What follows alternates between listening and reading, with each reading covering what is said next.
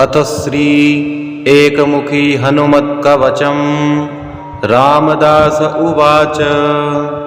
एकदा सुखमासीनं शङ्करं लोकशङ्करं प्रपच्छ गिरिजाकान्तं कर्पूरधवलं शिवं। पार्वत्युवाच। भगवन् देवदेवेशः लोकनाथः जगत्प्रभो। शोकाकुलानां लोकानां केन रक्षा भवेद्भव। सङ्ग्रामे सङ्कटे घोरे भूतप्रेतादिके भये दुःखदावाग्निसन्तप्तचेतसां दुःखभागिनां। महादेव उवाच। शृणुदेवि प्रवक्ष्यामि लोकानां हितकाम्यया। विभीषणाय रामेण प्रेम्णां दत्तं च यत्पुरा कवचं कपिनाथस्य वायुपुत्रस्य धीमतः। गुह्यन्ते प्रवक्ष्यामि विशेषाक्षृणुसुन्दरी विनियोगः। ॐ अस्य श्रीहनुमानकवचस्तोत्रमन्त्रस्य श्रीरामचन्द्र ऋषिः श्रीवीरो हनुमान् परमात्मा देवता अनुष्टुप् छन्दः। मारुतात्मज इति बीजम् अञ्जनीसुनुरिति शक्तिः लक्ष्मणप्राणदाता इति जीवं श्रीरामभक्तिरिति कवचनं लङ्काप्रदाहक इति कीलकं। मम सकलकार्यसिद्ध्यर्थे जपे पाठे च विनियोगः। अथ मन्त्रः। ॐ ऐं श्रीं ह्रां ह्रीं ह्रूं ह्रैं ह्रौं ह्रः। करन्यासः।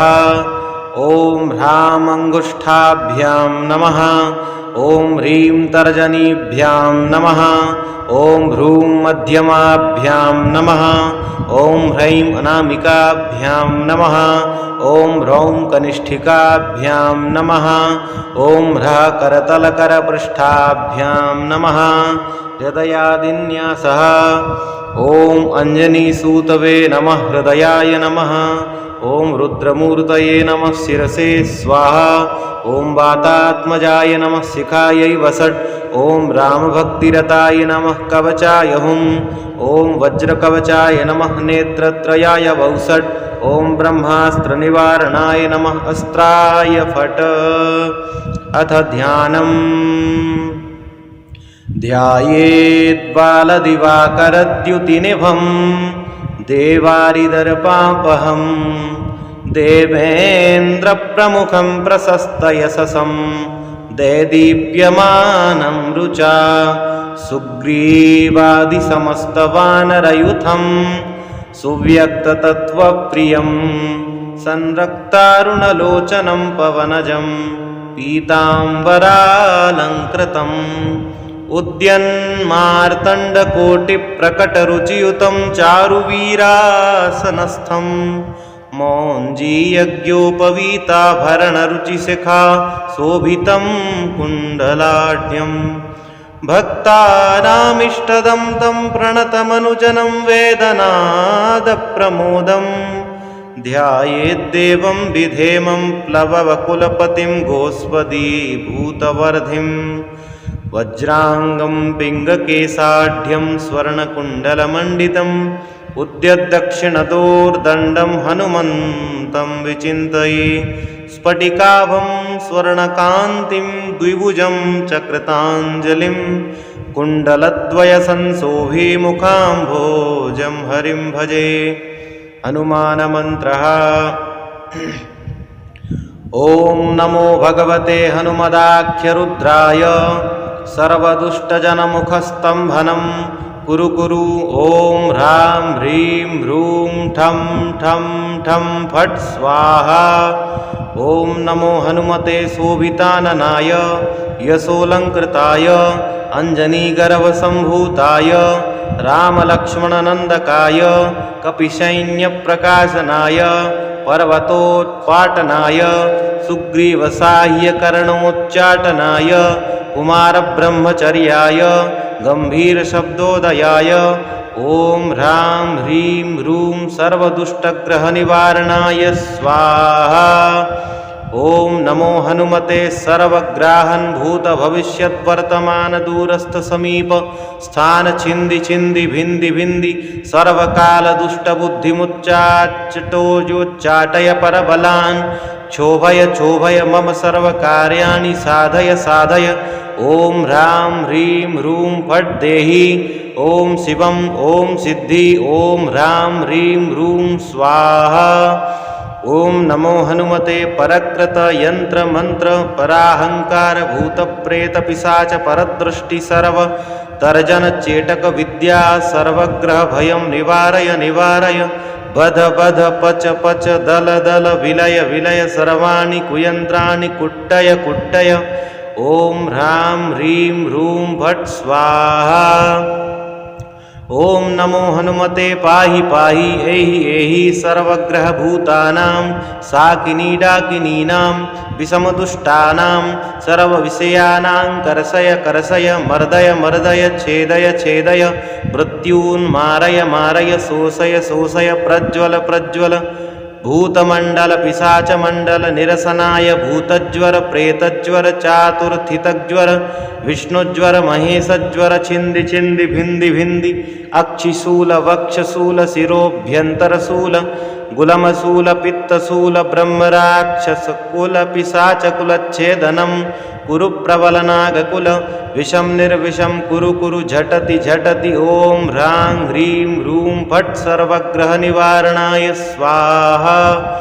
ॐ नमो हनुमते पवनपुत्राय वैश्वानर पापदृष्टि चोरदृष्टि हनुमदाज्ञास्फुर। ॐ स्वाहा। ॐ ह्रां ह्रीं ह्रूं फट् घे घे स्वाहा। श्रीरामचंद्र उवाच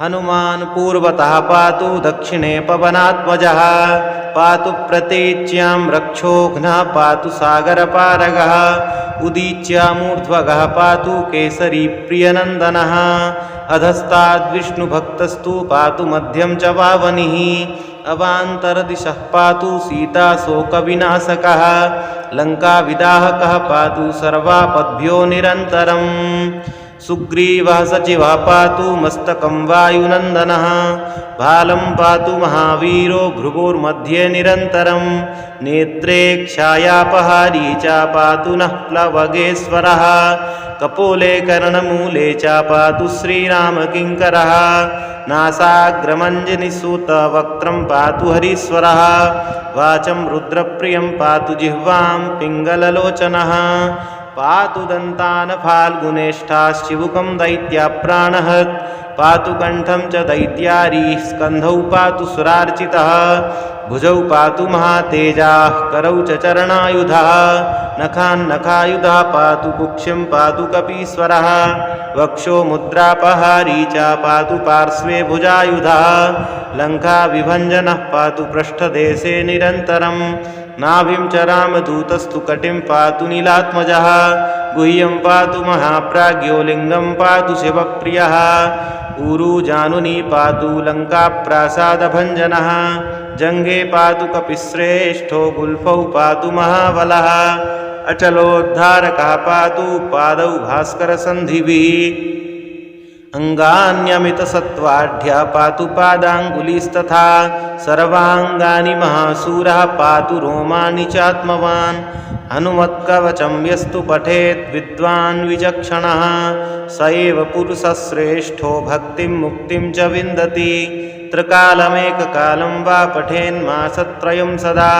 सर्वान् रिपुनक्षणान् जित्वा सपुमान् श्रियमाप्नुयात् मध्यरात्रे जले स्थित्वा सप्तवारं पठेत् यदि क्षयापस्मारकुष्ठादितापज्वरनिवारणम् अश्वत्थमूलेर्कपारे स्थित्वा पठति यः पुमान् अचलां श्रियमाप्नोति संग्रामे विजयं तथा लिखित्वा पूजयेद्यस्तु सर्वत्र विजयी भवेत् यः करे धारये नित्यं सपुमान् श्रियमाप्नुयात् विवादे द्यूतकाले च द्यूते राजकुले रणे दशवारं पठेत् रात्रौ मिताहारो जितेन्द्रियः विजयं लभते लोके मानुषेषु नराधिपः भूतप्रेतमहादुर्गे रणे सागरसम्प्लवे सिंहव्याघ्रभये चोग्रे सरशस्त्रास्त्रपातने शृङ्खलाबन्धने चैव कारागृहनियन्त्रणे कायस्तम्भे वह्निचक्रे क्षेत्रे घोरे सुदारणे